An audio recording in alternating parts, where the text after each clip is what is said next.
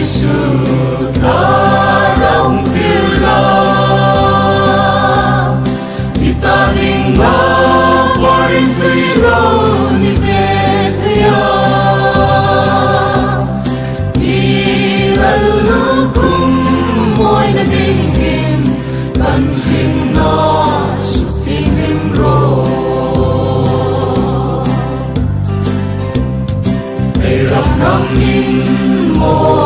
rin lainin